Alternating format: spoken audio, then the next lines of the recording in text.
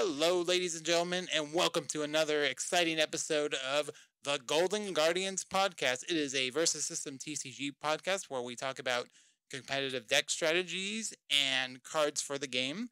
And with me today is, of course, the man with the plan whose name is not Stan, Mr. Jacob Wheeler. Jacob, how you doing today? Jacob. Hey, yeah, it's not Stan. I couldn't imagine if my name was Stan. I'm sorry for everyone's name that's Stan out there. It's just, I don't it's know. It a was just something I just came up boring with on name, the top of my you know? head, and I couldn't even really think of something clever. But I promise Any, for you for the season finale, I'll come up with like something like the best introduction I've done for you on the podcast so far. Thanks, man. I really appreciate it. Anytime, like, I have two kids, and, like, each time we've had to name our kid, we've tried to, like, make fun of, like, our kid's name, obviously, before the kid was born, to make sure that it wasn't a name that would give them a hard time in school or anything like that. Oh yeah, you So, can't name him Bart because the kids will make fun of him, calling him like Dart, Fart, Mart, right, like right. that And kind of I stuff. mean, we really have to put ourselves in, like, a child's body to, or a child's brain, really, to try and, like, make fun of something else. It's pretty funny. We should have recorded it. It's pretty awesome. Oh, that's great. So, if you're tuning in with us on our last episode, we were talking about a deck called the Xbox deck, which is kind of like a X-Men theme deck that has a bunch of like X-Men weenie characters that you eventually get to pump up to a big attack and you get to do stuff with that.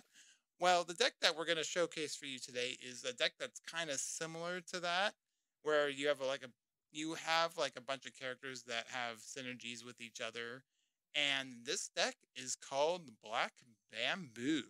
Now, Jacob, you when you showed me this deck list, I thought this is another kind of interesting deck where we have, like maybe one copy of a certain character as opposed to having multiple copies. And this is a deck that really, I feel like it goes in all on one character. And maybe you could talk a little bit more about the deck. This deck is it goes with that argument where, like, the Marvel universe set, how, like, everyone says that it makes, like, the game boring. This deck kind of goes all in on a concept that's basically a counter argument to that. This deck's so fun, man. Basically, Black Bolt is the centerfold of the deck, and we're going to basically make him as large as possible with his ability, and we'll talk more about it. But he'll get +1/+1 for each non-scroll affiliation he has. So this deck finds a way to give Black Bolt just a ton of affiliations, and just goes all in on that concept, and it's a fun deck, man. All right, very good. And also, I forgot to tell our viewers too that this is the first time I'm recording with my new microphone. So leave some comments in the YouTube channel and let me know how this new mic is working out. So I definitely have a different setup for this episode. But with that being said, we're gonna do our same, structure that we do for every episode, which is we do the deck profile where we talk about all the cards in the deck. Jacob is also going to do a segment where he talks about the strategy of the deck and like what you should do with certain characters and things like that. And then we'll conclude it with our frequently asked questions FAQ segment. And with that, Jacob, are you ready to jump into the deck? Let's hit it. Okay, guys, first up, we've got our one drops. We're going to jump straight into it with kind of the star of the deck. It's Black Bolt, Enemy Within. It's from Marvel Universe. He's one cost character. He's 0 attack, 0 defense. He's got flight and range. And here's the crazy thing. He can come into play in the concealed or in the visible area, which is pretty sweet. And we'll talk more about that later. But his effect is he gets +1/+1 for each non-scroll affiliation he has, and he's Inhumans and Scroll. So he'll come into play as a 1/1 because Inhumans is the non-scroll form. But we'll get into ways to make him a lot bigger. All right, next we got Mystique. It's one cost. We've talked about Mystique before in our other podcast episodes. She's Marauder's Brotherhood, Reservist. She's 1 attack, 2 defense with range. And Mystique has all character names while in your hand, deck, and KO pile. Next, we have Orb. This is going to be from the Marvel Knights Concealed Underworld. 1 cost, 0 attack, 1 defense. Basically, you can the point of Orb is that you can activate discard a character with concealed and draw a card. Orb has another ability that we'll never use, and that's to activate and hidden characters you control get +1 attack this attack. Moving on with our 1 cost, we have Time Broker. Now, Time Broker has Shift, so 1/1 Exiles and Weapon X is his affiliations. And he has a really unique ability. You can remove a shift counter from Time Broker and shift into play target shifted card you own with shift counters equal to its cost and less than or equal to the number of resources you control. And you can only do this during the combat phase.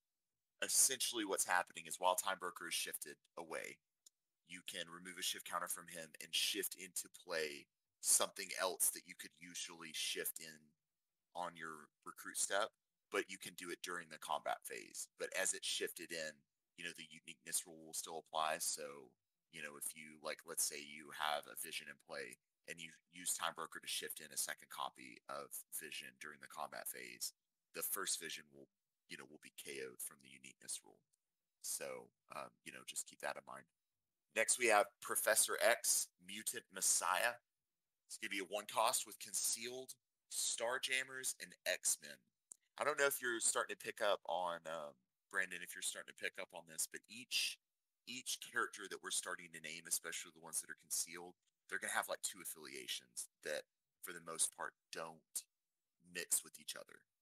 Okay. So, Starjammers and X-Men. Whenever an opponent plays a non-ongoing plot twist, return Professor X to its owner's hand. If you do, negate that plot twist effect. He's a 1/1 with range as well. So he's mainly going to be there to kind of protect things and negate plot twists. Alpha Primitives is our next 1 cost character. This is going to wrap up the 1 cost. He's got Inhumans and Negative Zone. He is concealed. He's a 2 attack, 1 defense. This is going to be from the Marvel Heralds of Galactus set. You can discard him from your hand, return a face-down resource you control to its owner's hand, and if you do, you can put a card from your hand face down into your resource row. Basically, discard Alpha Primitives Terraform is essentially what this card does. All right, so that wraps up our 1 cost, and we'll go ahead and move on to our 2 costs. Caliban Pestilence coming in hot is our first 2-drop we're going to talk about. He is from MEV. We've featured him on a couple podcast episodes already. He is a 2 attack, 3 defense with Shift. He's X Factor and Horseman of Apocalypse. And while Caliban is shifted with 2 shift counters, opponents can't draw cards from effects they control. And then this doesn't include the normal draw. So, Caliban's going to shut down a lot of combo decks out there, and it really makes sense, especially with this dual affiliation and with Orb in the deck. It really makes sense to have him in there. So, yeah, he's, in my opinion, must-have and really, really good card for Golden Age. The last of our 2-drops is going to be Viper, Madam Hydra. Now, Viper is Crime Lords and Hellfire Club. She's concealed. She's 3 attack, 3 defense, which is like my favorite stats for a 2-drop. I love 3/3 2-drops. I think they're pretty high in stats. Now, Viper can attack hidden characters and can't attack visible characters. Moving into our 3-drops, Blade Independent Contractor is another card that's really going to support Black Bolt a lot. So Blade Independent Contractor is a 3-cost character from Marvel Universe. He's shielded Marvel Knights. He's reservist. And Blade can attack hidden characters. And whenever Blade attacks a character, you may have that character's controller move it to his other area. And that's going to kind of move things out of the way and pave the way for Black Bolt. Very, very good card. I love Blade in this deck. Dr. Doom, Richard's rival, 3-drop, Doom character. He's got range, 5 attack, 4 defense. He's from the Marvel Heralds of Galactus set. And when Dr. Doom comes into play, you may search your deck for a plot twist card, reveal it, shuffle your deck, and then put that plot twist on top of your deck. He has a second effect. You can KO a character you control and replace a resource you control. So you can, that plot twist that you just grabbed, if you need it right now, you can go ahead and do the switcheroo, get that into your resource row. That really should be a keyword coin term, switcheroo.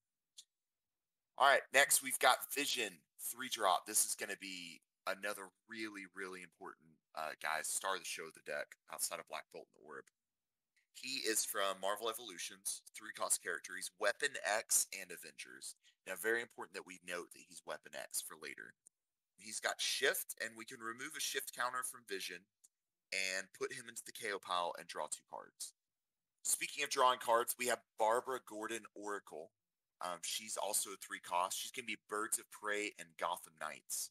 And she's concealed and substitute. Important to keep that in mind off the substitute. 3 attack, 3 defense. Super low stats, but that's okay. She'll be in the concealed area. She's from the DC's World Finest set. And she has an ability you can free and draw a card. And you can only use this power once per turn. My favorite 3-drop in the game. Is she your favorite 3-drop? Yes, absolutely.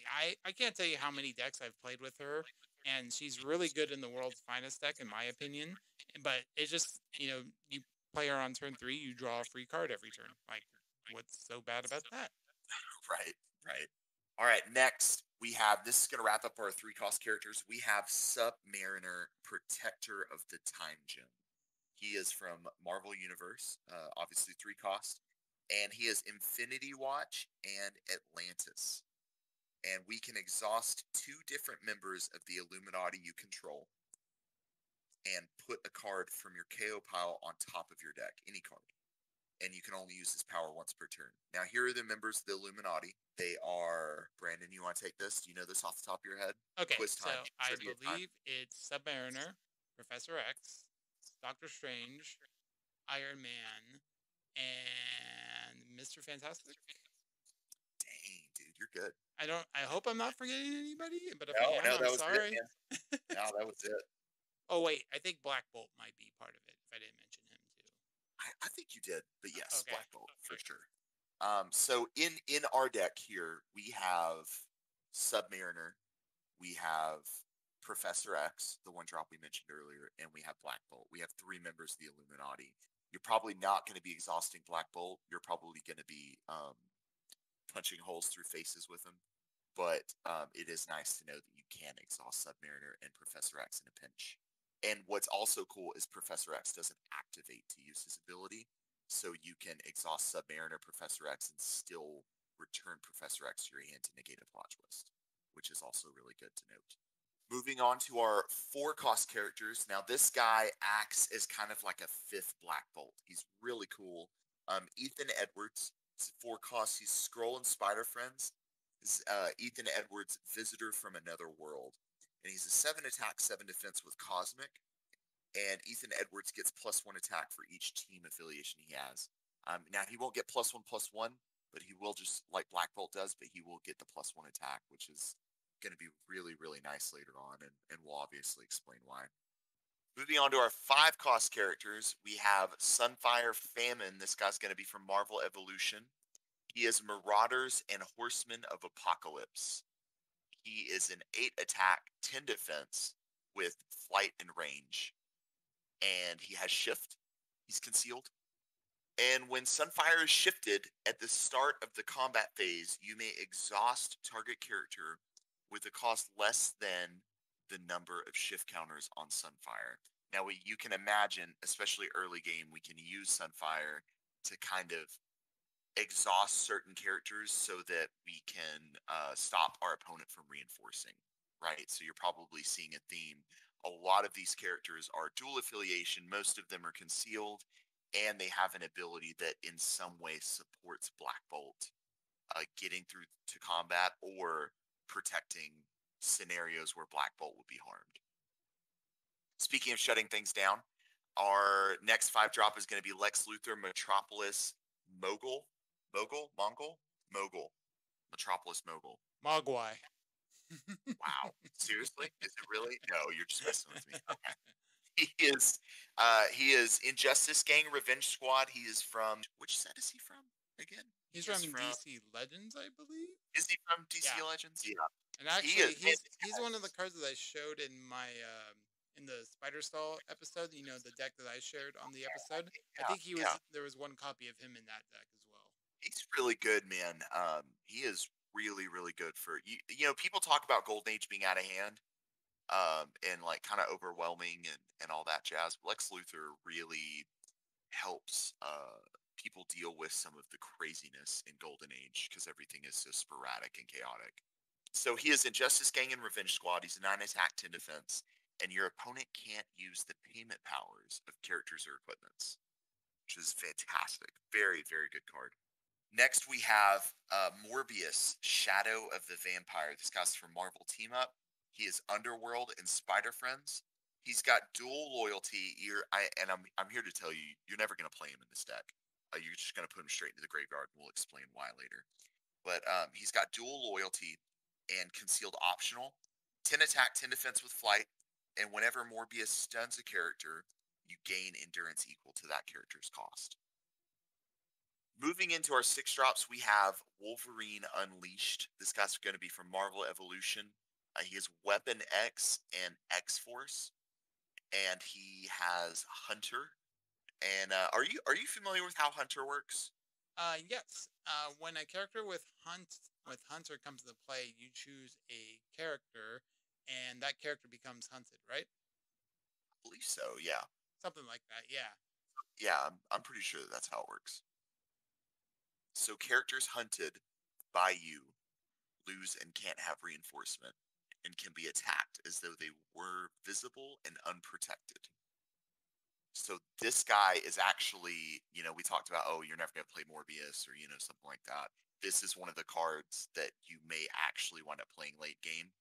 Wolverine is so fantastic because, again, he's going to support Black Bolt getting in the most damage. And he's, not bad stats himself, and he's concealed, which is good. Next, we have Martian Manhunter, founding member. He is a 6-drop.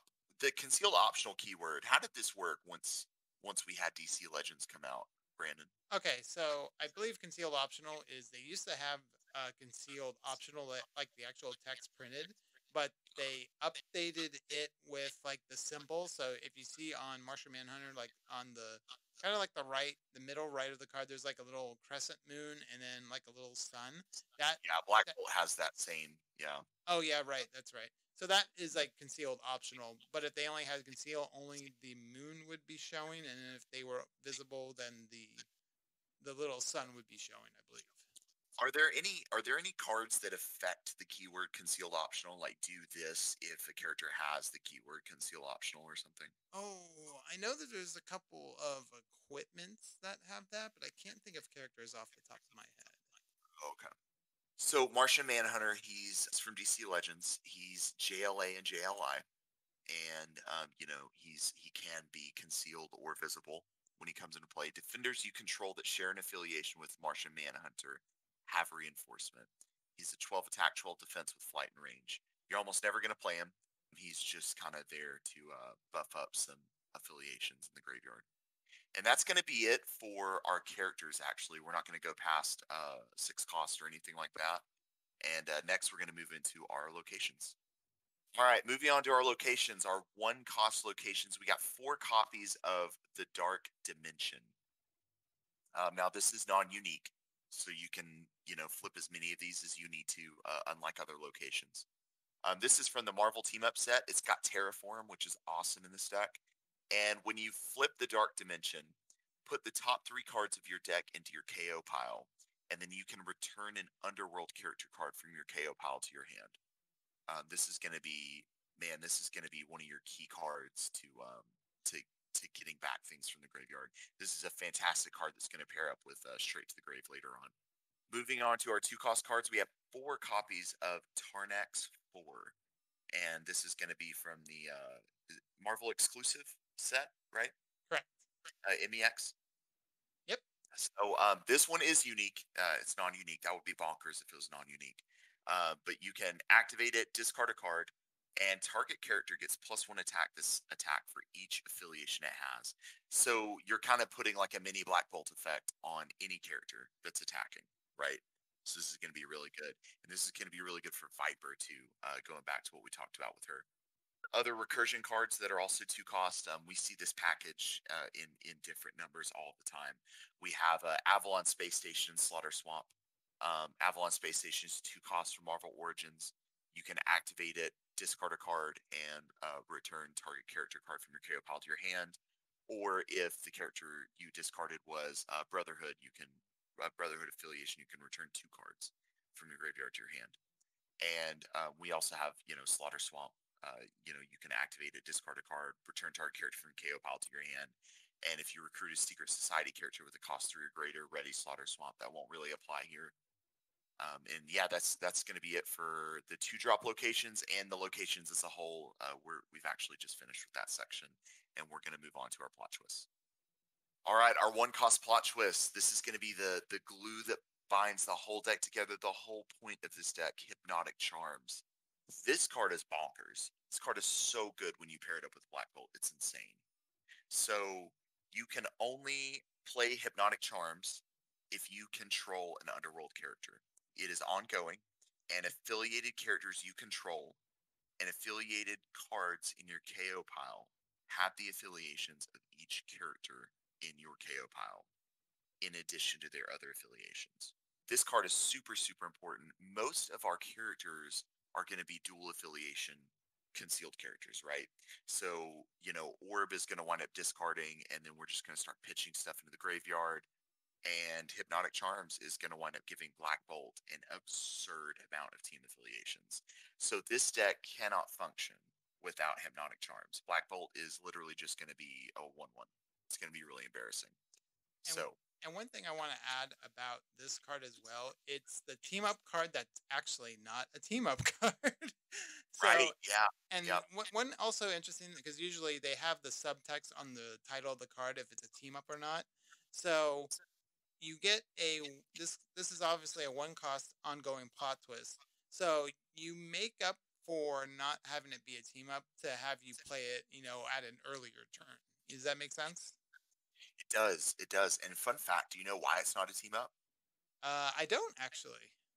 It is not a team up because this card doesn't actually affect anything in your hand. It doesn't Oh. actually cross over any team affiliations in your deck and in your hand. It only affects cards on the board and in the graveyard. That's it. That makes sense then. Very, Because team very. up is only stuff if they're on the field. Mainly affects if their characters on the field. Yeah, it's pretty awesome, man. And this is one of those things you definitely need to know this, because as you're trying to build your own deck, or maybe add your own spice to this, Mm-hmm. a really good example would be maybe here's a good example, Soul World, Okay. right? Which I've So which I've I noticed is believe not Soul in this World deck at will. all. Yeah, no, it's not, but it can be. You can totally replace Slaughter Swamp with Soul World. Soul World can gain you 2 endurance. Well, Submariner's in the deck, and he is Infinity Watch. So Submariner's in the graveyard, then Soul World should net you. If I'm remembering how it's worded, Soul World should net you 2 endurance. You won't lose 4 endurance, right? You pay 4 endurance to return a character card, but if it's an Infinity Watch, you only lose 2 Right, or and something like that. Yeah. yeah. And so, that's affecting cards in the graveyard, but cards in your hand to say, oh, I'm going to discard, I don't know, Signal Flare, because there's a Fantastic Four character in your graveyard, and now Hypnotic Charms is, it won't have the Fantastic Four affiliation, or even in your deck searching for something, like search your deck for a Doom character. Doctor Doom is in your graveyard, right? Right. Hypnotic Charms won't affect those cards in your deck. Definitely important to note. So speaking of which, we've got We Can Rebuild Him. This card is nuts. It's two cost plot twist. It's from Marvel Evolution, and to play it, you have to discard a card, and you can remove target Weapon X character card in your KO pile from the game, shifted with 1 shift counter. I have so many fond memories of just gaining so much value with this card. Yeah, this card, a lot of people are like, there's so many problems with the later sets in Golden Age. I actually believe that We Can Rebuild Him. I don't think Vision, not so much, but We Can Rebuild Him is definitely. It definitely shouldn't have been an uncommon. That's totally a rare ability. I'm really shocked that that's an uncommon. But But on the other hand, if you think about it, okay, so you have to play this card plus discard a card to get vision back to draw two cards. So you're not really, I don't think you're really netting a whole lot because you're essentially discarding this card and vision to draw just two new cards. you're right. You're not netting a whole lot. However, you are cycling through your deck and Right. playing multiple. We can rebuild him. Hmm. Both of buddies is really good with this combination. Um, and so yeah, maybe we'll do. I think that's is that on the list? It's on That's the on the list list. for sometime in the future, but I don't know like where in the hierarchy we're going to talk about it though. Okay. So moving on, we have four copies of Straight to the Grave. This is going to be a two-cost plot twist. You search your deck for a character card and put it into your KO pile. And if you control Secret Society character, also search your deck for a non-character card and put that into the KO pile as well. And you may have heard about this card maybe, once, twice, three times, four times on our previous episodes as well, because it just seems like we talk about this card every episode. With the, obviously there's exceptions to some of them, I think, but yeah, Straight to the Grave, like we said in the Meta Talk and versus System Finance episode, definitely a card you should definitely have in your collection. At least four copies if you plan on playing Golden Age for sure. Most certainly, most certainly. And this is the card that gets proxied the most too. I mean, some people don't want to spend $30 for a playset and outfit 30 decks with Right. Straight to the Grave. So you just take a permanent marker to the back of a Web of Spider-Man card and call it a day. After if you own four copies of Straight to the Grave, there's really no reason unless you're a completionist not to proxy because that stuff gets expensive. Or if you really want to be baller, you can get four copies of the DCO and four copies of the JLA one as well. That's So hardcore. if you wanted to have the cutoff head Superman version, get the DCL. Yeah, that is crazy, isn't it? Hmm. Okay, so next, and this is the spice that I think really helps the deck shine. It didn't really need any help, but I've added this in. I haven't seen this in any other lists or anything like that. I'm sure other people have thought about it, but playing Golden Age, I just haven't seen it. And that is a Clash of Worlds.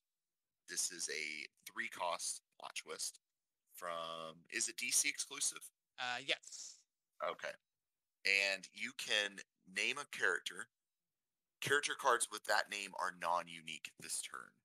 So I know this is not part of this deck, but I can name Spider-Man, and all my Spider-Man are not unique this turn. I can name Batman. Batman's not unique this turn. Or probably in this deck, Black Bolt. All of our This is Black true. Bolts are not unique this turn. So we have these big Black Bolts that are ready to hit hard. Next on our list, we have four copies of Enemy of My Enemy, which I'm pretty sure is in. Like, I don't think that you can have a Golden Age deck without having Enemy of My Enemy, Straight to the Grave, or Mobilize. I want to say about 90% of the Golden Age decks that I've seen, even outside of the top eight, have at least one of those three, right? Yes, another card that we recommend you picking up for your Golden Age versus System collection. Please do. Goodness gracious. Just And just pick get them them. up now before they go up too much. Yup. So, Enemy of My Enemy, three cost as an additional cost to play Enemy of My Enemy. Discard a character card.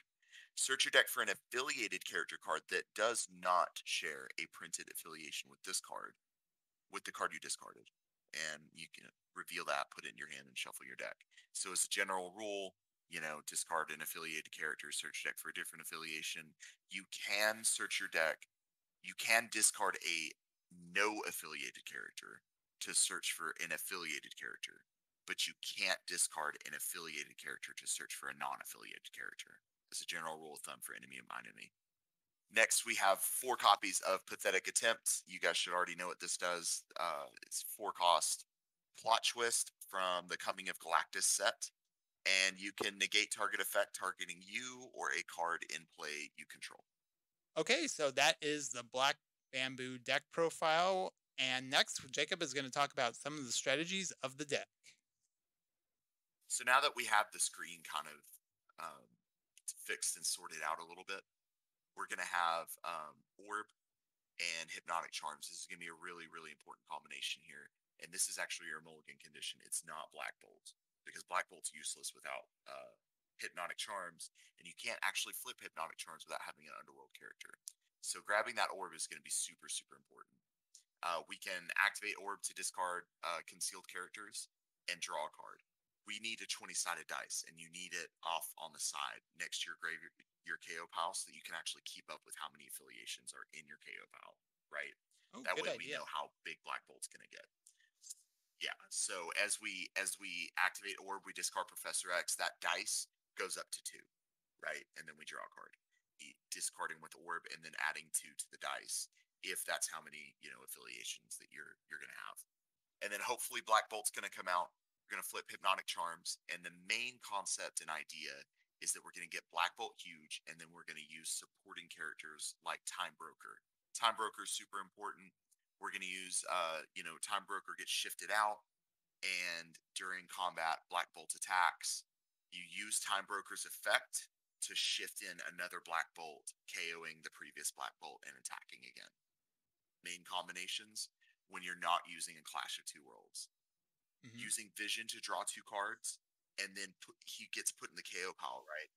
So now with Hypnotic Charms, every card on the board and in the KO pile has the Weapon X team affiliation. And so we can rebuild him, can actually target Black Bolt as long as Vision is in your KO pile and Hypnotic Charms is active. Ooh. If that makes sense. Yeah. So if you have Vision in your KO pile, maybe from a previous turn that you shifted him, and maybe on turn 1 you shifted him out and then drew the cards, then maybe for an example, like on turn 2, you have, you found a way to get Black Bolt into the graveyard. You can now play We Can Rebuild him and shift out the Black Bolt and then put him in the play in the same turn. Correct. That's kind of your goal. You were right in saying this doesn't really have a rotation, but this is kind of like a really good scenario of what you're looking at. Okay, you would go like turn 1 orb and discard and all that stuff, right? Then Mm-hmm. you'd go like turn 2 Vision and then draw 2 cards, right? Mm-hmm. And then you can rebuild him. We can rebuild him for Vision and draw 2 more cards, right? And we discard orb again to orb again on turn 2, and now our graveyard's kind of piling up. Turn 3, we'll use like Enemy of My Enemy and things like that. We'll go ahead and maybe play a Black Bolt, Vision again, draw a couple more cards, use orb, use Straight to the Grave, use the Dark Dimension. Hypnotic Charm should be up, and then on like turn 4, we might have a Tarnax 4, which kind of acts as another Black Bolt. Now we clash and we play 2 more Black Bolts. So now we have 3 Black Bolts in play. A Tarnax up. And the Black Bolts, I mean, you're probably looking at the Black Bolts easily at this point on turn 4 being, I don't know, a 12-12, maybe a 14-14, depending on how heavy you went. And so now we've got turn 4, we've got 3 Black Bolts, and we're just going in. We're just going ham with the damage. And so now all of the, we'll use, Tarnax 4 and things like that to increase the attack. If we haven't won on turn 4, we should consistently win on turn 5. With turn 5, we might pop out, Sunfire shifted to, exhaust something during the combat phase so that Black Bolt can get through for more damage. We might play Blade and Viper together. We might play an Ethan Edwards with like a Professor X backup, or an Ethan Edwards with like a Time Broker backup, and then we can rebuild him and shift out another Black Bolt for the combo on turn 5. By the time turn 6 rolls around, Wolverine will come in and help us a little bit with some extra damage and the reinforcement issues that we may have. You'll definitely win by turn 6. You should consistently win by turn 5, and some really good games that you get out there, you should win by turn 4 for sure. Okay, Jacob. Well, thank you very much for giving us some of the strategies of the cards and what they do. And the last thing I want to mention before we go into our FAQ segment is I feel like this is, out of all the decks that I've seen in Versus System and on our podcast, this deck definitely has the most team affiliations that I've ever seen in a deck before. Yeah, for sure. So we are going to move on to our frequently asked questions segment. And what we're going to do for this segment this week, we're just going to, a lot of people have liked the questions that we've, talked about in the FAQs, and nobody really had any new questions for this episode. So we're gonna ask the same questions that we did in our previous episode. Just we're just gonna apply it to this deck instead of the Xbox deck. So let's go ahead and start that now. Okay, here we go on our FAQ segment of this episode. And the first question that we have is, what turn does this deck usually win by? Yeah, turn four is going to be your best case, like, kind of God hand situation. Turn five is consistently what you're going to look at, and if it takes you longer than turn six, you're probably doing something wrong. Question number two, what are some of the good matchups and bad matchups for this deck? I don't think that this deck is like the best period, but it's definitely up there with something that's going to win more consistently than like our tier 1.5 decks or our tier 2 decks, right? So essentially, decks that tend to ignore combat or decks that kind of combo off without really worrying about the damage that's coming at your face is going to be our harder matchups. Some honorable mentions in there are going to be Convex. Spider Stall can typically give us kind of a hard time, and Mega City can definitely give us a hard time. Some good matchups that we have is going to be the next New Brotherhood, pooping out a Black Bolt especially in the visible area, right? Because if you just play Black Bolt in the concealed area, then the next New Brotherhood can really run you over. But if you put him into play as like a wall, then suddenly a lot of those rush decks just have a really hard time dealing with you. That's going to be where we really overcome, is going to be putting Black Bolt in the visible area. Question number three, what are some of the individual cards that hurt this deck? Flame Trap does not feel good, especially when you get out multiple Black Bolts. That's why Professor X is in there. What's really funny is when they Flame Trap, they discard 2 cards and you bounce Professor X. You 3 for 1. That's probably going to be the best feeling in the world when you're playing this. I just realized, like, oh, I used 3 cards. Okay, return Professor X. Cancel your Flame Trap. Seems pretty good. So good. Another thing is Total Anarchy. Total Anarchy, we don't do very well against that. One of the main cards in Mega City that hurt this deck is Mad Hatter. Taking my Black Bolt really upsets me. It makes me want to cry. But when they take it over, then their power and toughness equal to the characters they control in that, or and cards in their graveyard, right? I believe so, yeah. But I mean, even then, especially with Mega City, like you're just KOing it to Poison Ivy anyway. Oh right. Oh yeah. That's right. Black Bolt is usually just totally cleared off the board, regardless. Those are some of the big ones. Treating Black Bolt as if it's like a rush deck, your typical rush cards, Sunfire, hot stuff, things like that, stuff that we've already talked about for some of our rush decks that we've covered. Now, by Sunfire, you mean Firestar, right? Yes. Okay. Yes, Firestar. Hey man, I haven't had my coffee today. That makes 2 of us then. But yeah, definitely. Anytime you're looking at a 1-cost character, when you're like, how do I deal with this? It's usually the same all around. Flame Trap and the same stuff. But I'm telling you though, Mikado Masha is the biggest buster. It is not good. And I've tried doing this scenario where I'm like, oh, I'm gonna put a BPRD signal device on Black Bolt, or something like that. And then when I go to equip it, they just Mikado Amasha in response and stuns my character. And so I wound up taking it out because it wasn't. That's what would happen to me in the top 8 against top 8 decks. They just pitch a Mikado Amasha, and it hurt. So yeah, those are definitely some of the individual cards that hurt the deck for sure. And don't forget Absolute Dominance. And Reign of Terror. Reign of Terror doesn't feel good either. Oh yeah, that's true. Because if you have multiple guys out, then they can, like, if you have 3 1-drops out, they can bounce all 3 of them. Yeah, clashing in 3 Black Bolts and then the Reign of Terroring is not good. But again, this is why we have Professor X in there. Okay, question 4. What are some budget options for this deck? What are some budget options for this deck? I don't know. Can you do budget options for this deck? Actually, let me take a look. What do you think? Let me take a look at the list really quick. And yeah, I'll kind of help you out with this too. In order to define budget options, what exactly is a budget option? Is it that, if there's cards that cost too much, you should play this instead? Or maybe it can also be cards that are kind of hard to find that, maybe they're not so expensive, but you just can't find them because they're not available online websites or people are just not selling them.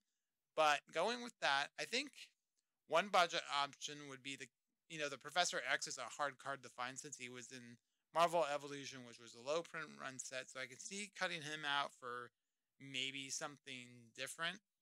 What what to put in, I don't know. But you could definitely maybe take out him for maybe like an alpha primitives or something like that.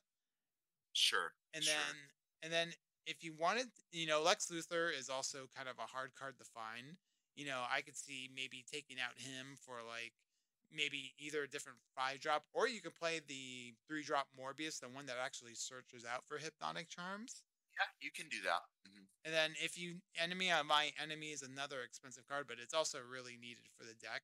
So you can maybe take that Let me out take this. Let me take this one. You ready? for enemy and my enemy, sure. All right. Vicarious Living would be a really good option. Oh, okay. I don't remember Uh, what it does off the top of my head, but I'll put a picture up on the YouTube sure. channel. It's like Enemy of My Enemy, but it's basically like discard a card with a cost, search your deck for a card with the same cost. Oh, okay. Discard a character with a cost. Yeah. And obviously, we talked about it earlier, but definitely putting Soul World in here might help as well. So, Soul World would help. Dark Designs would be a good option. oh, okay, that's from Marvel Knights, right? Marvel Team Up, I think. Oh, you're right, Marvel Team Up. That's right. Yeah, exhausted underworld character you control, draw 2 cards, and then discard a card. Oh, right, right, right. UN General Assembly is another idea. You may exhaust a JLI character you control, and if you do, search your deck for a character with 2 or more team affiliations. Reveal it and put it into your hand. And there's plenty of characters that have 2 or more team affiliations in this deck. Batman Hidden Crusader, I believe, is JLI. Okay. He's JLI and Gotham Knights. Martian Manhunter founding member is as well. So if they're in the KO pile, and then you have the hypnotic charms, then you and General Assembly would actually be a really, really good tutor option for you instead of the straight to the grave and enemy of my enemy package for Right. sure. So the final question in our FAQ segment, the most popular one of all, if you could allow 4 copies of one banned card in this deck, what would it be? And my answer is going to be Overload, as it always is for every single episode. Oh my goodness. Bring back Overload. Bring back I don't think Overload, yes. Now with Golden Age where it's at, I don't think Overload is really that big of a deal. What? I don't like. What? Well, no. I'm saying like I don't. I mean, think I'm not arguing. I'm not arguing over you. I'm just shocked to hear this. I know. I think that you can. My point is, you can have it in the meta, and you won't see such a change like we saw. Because I thought Savage Beatdown was the problem back then, not Overload. You know what I mean? Right. Because that was the combo, right? They attacked you with like a 3 drop or something, and then you would Savage beat down their character and then overload it, and then you'd stun it. Oh, right. And or especially against like Lost City, they'd pump it up +3/+3, +3/+3 again on like a 5 drop, and then you would Savage beat down their character and overload it, and stunning a 5 drop like that just willy nilly in combat is really, really bonkers. I'm just really shocked that they did that to overload, but not to Savage Beatdown, or even ban both. I wonder where versus would be if they banned both. That'd be a totally different game, I would think. I don't know if I would choose overload. I don't know if I well. I think I I know don't what know. you would choose. I'm gonna take a guess, but I'm gonna say, would it still be the Doctor Light for this deck? Oof, I don't know how many. How many? It's 1 or 2 drops, right? Yeah, it might Yeah. be Doctor Light. Might be Yep. like just one copy of Doctor Light or something in here. Oh, okay. I'm gonna try to make work. Maybe like doesn't like Fiddler do something? Probably. Something I cool. don't remember what that one does. The Fiddler. Oh, Isaac Brown. is he the Morlocks guy? Or am I thinking of Is someone else? he's like Secret Six or something? Oh, that one. Oh, I'm thinking of Piper. That's who I'm. Ooh, yeah, I might run the Fiddler, so you can discard a character card rather than paying Fiddler's recruit costs. He's a 1/1, and you can KO the Fiddler to return target character card from your KO pile to your hand. Oh, okay. Oh man, that would be amazing. Yeah, I would run one Fiddler and maybe one Doctor Light if I could have two.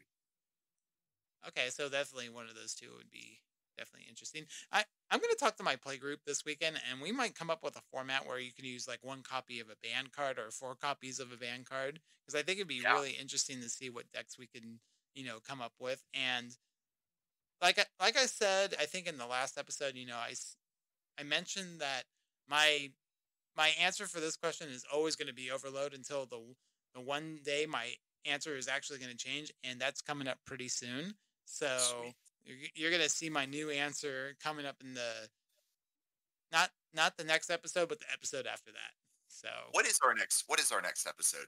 okay, well, actually, I guess I should say that we're about done with this episode, and we talked about all the FAQs and the deck profiles and the strategies. So I think we're about done with this. So I believe the next deck on the list is going to be the is it called quick voltage or high voltage? Yeah, either way, yeah, it's called different by different people, but yeah, voltage, any voltage variant is good. Yep, I think that's the next one we'll talk about. And so, Jacob, is there anything else that you want to say before we sign off here? No, the fans rock. You guys are amazing. Yes, thank you everybody for the support, and make sure to catch us on Spotify and all the other listening platforms like Breaker, Radio Public, Google Podcast. And then also make sure to check out the YouTube channel if you want to see the actual visuals of the cards when we do our podcast and things like that. And there's also one other thing that I want to talk about. You know how I mentioned I was recording with a new mic Yeah, for this episode? Well, yeah. recording live from the quantum realm, it is the Golden Guardians versus System podcast. You should be able to fit that in somewhere and like really be able to have like an added intro. Yeah, it's an echo effect actually built on the mic, so I was just kind of playing with Sweet, it. legit. Okay, so I'll just kind of do it right now, but thank you everybody else for tuning in to us, and we will see you all next time.